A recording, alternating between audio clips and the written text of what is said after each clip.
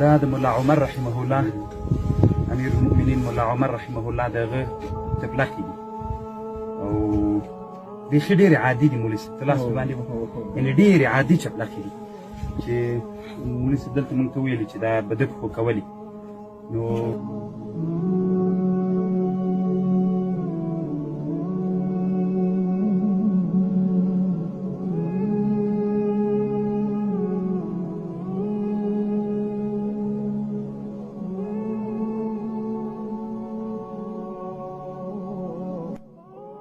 د خپل عصر لوی امام لوی مجدد او د غربي ښکېلاک مقابله یې چې کوله په دغه چپلکو کې کړې ده